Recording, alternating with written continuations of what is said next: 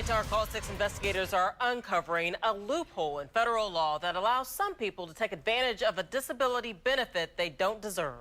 Dogs are more than friend or family. For some people, they are life-saving support. But many of us assume any animal called a service animal must be trained. Call 6 investigator Rafael Sanchez has more on a push to tighten those laws. Rafael? Right now, you can say your dog is a service animal and take it to any public place you want. No need to prove it can perform some tasks. No paperwork, no registration. You can legally buy ID badges like this, registrations and certificates without having to prove you have a disability.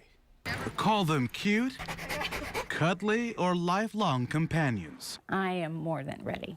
Barbara Scott is on a waiting list to get a service dog to help her manage her diabetes. When her blood sugar gets low, her four-legged friend will warn her. Your biggest fear is not waking up the next morning. Yeah, it is. Barbara is counting on the Indiana Canine Assistance Network. The not-for-profit, also known as ICANN, pairs people with service animals. Just to be considered, clients must get two doctors' references detailing their need and ability to handle a dog. Every dog spends about 2 years learning various tasks, like opening doors, removing clothing, and helping people who've fallen. When we send a dog out there, we essentially know it's bomb-proof.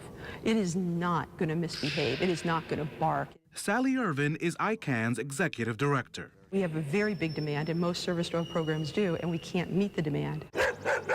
That's one reason federal law allows individuals to train their own animals to deal with their disability. There are no training mandates. The law doesn't require proof that a service animal can perform a skill or certification that it's safe to be in public places, like a restaurant or store. Ultimately, I have to say I would be more in favor of some checks and balances. That's what Assistance Dogs International also wants. In December, the group, which represents not-for-profit training programs, sent a letter to the Department of Justice. It raised concerns that the current law allows businesses to sell identifications to people sight unseen, to provide owners of pet dogs access as if they were legitimate assistance dogs. The Call 6 investigators found plenty of businesses legally selling badges, IDs, and certificates for service dogs that look official, but the law does not require. While the websites warn about misusing their service, they mail certification material to us without any verification. At WorkingServiceDog.com, we paid $118 to get ID cards and this badge, which reads Registered Service Dog. Absolutely amazing. Couple of things. This is amazing. There is no such thing as a registration for a service dog. That doesn't exist. For $33, ServiceDogID.com mailed me a certificate that I had a trained dog, though I don't even own a dog. Owner Bruce Broyle says he counts on people to tell the truth, but he surprised me during our phone call, saying he would be okay if the government put him out of business to improve oversight of service animal rules. If it came down to me being in business and doing what we're doing right now, or the federal government taking this over and regulating this with the full force of their law, I would much prefer that. For more than $161, FreeMyPaws.com sent us ID cards and a vest.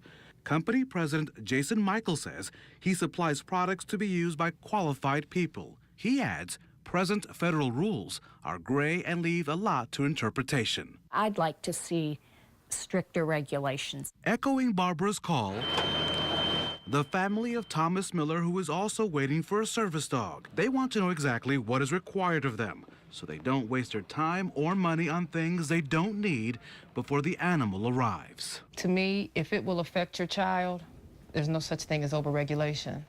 The people behind the badge did not respond to our request for a statement, and we're still waiting to hear from the Department of Justice Civil Rights Division. You can see why so many people want things like the badge, because there really aren't many restrictions on where these dogs can go, right? They're allowed to go anywhere where you and I can go. Wherever the general public is allowed, so can the service animals go.